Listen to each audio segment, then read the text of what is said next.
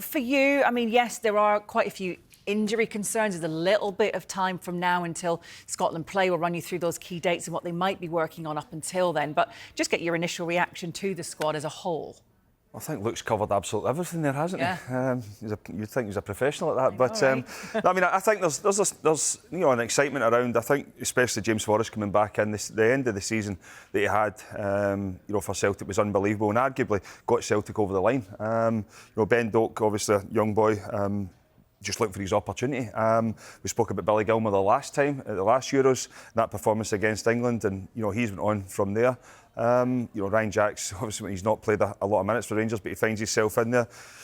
I think when you look at the players that are missing, it's obviously a blow for Ferguson, Patterson, Hickey, people like that, but it opens the door for other people, and as Luke touched on there, to have McCrory in there, he's uncapped, but he's shown that in big games, he can perform. You think back to Derek McInnes at Aberdeen and what he done there, and he obviously got his move, and he's kicked on again, so he deserves it. Tony Ralston getting another opportunity as well. He's not played a lot of football for Celtic, but you've got to say, whenever he's called upon at Celtic, very rarely lets them down, and it'll be the same with Scotland. And then you've got the old faces as such. You see McGinn, McGregor, McTominay, McLean.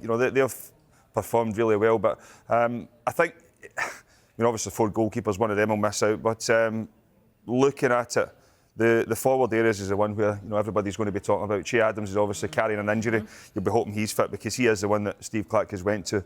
And I know Lawrence Shankland has had an unbelievable season in Scotland, but it'll be interesting to see what happens up front. Yeah, I do want to ask you, when you talked about the old faces, OK, Gordon, 41, it is a big call, but an obvious one in terms of having him around now for his experience. Yeah, but I think that it can work both ways. That I think when you're older and you'd expect to play, but you've got to say Angus Gunn has come in and he's been unbelievable. He had a few clean sheets to start with, so he's going to be Steve Clarke's number one.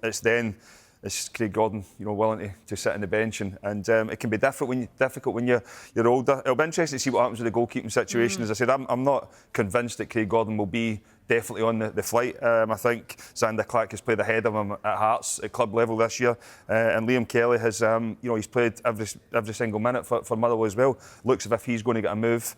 I think Craig Gordon, he's over 70 caps, vastly experienced. If anything did happen to Angus Gunn, he probably would be up. But when you're older and you're going in camps and everything, it can be difficult. So I'm not sure how that'll play out. What about, I asked the same question to Luke, what's the answer on the right side of defence then? Well, it's a blow because you look at the full-back area and the left-hand side. You've had Tierney, you've had Robertson, Greg Taylor as well. He's been called upon, and we've had the exact same on the right-hand side. It's been Hickey or Patterson. If one's not been performing, the other one's come in and done well, and vice versa. So, it's a blow for Scotland because that is one of the areas where you kind of felt as if the wing-back areas we were strong. But again, it opens the door for Tony Ralston. It opens the door for McCrory to come in there and show what they can do.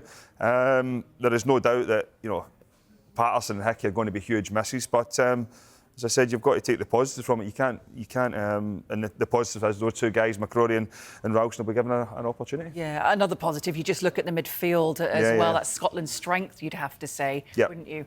Yeah, I think when you look at John McGinn, his goal scoring for Scotland has been unbelievable. One off Ali McCoyston level with Kenny Miller and the job that both of them done for Scotland. So that shows you what John McGinn has done. McTominay has been, especially that last campaign, the goals he scored they were crucial goals as well.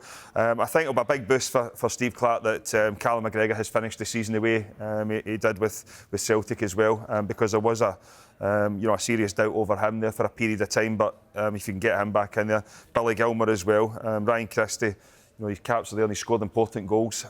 Played a massive part in where Scotland have got to recently. Stuart Armstrong, he's injured at this moment in time as well, so he'll be given a little bit with Kenny McLean. So Ryan Jack coming back in. Yeah, there's plenty of options in there for midfield, that's for sure.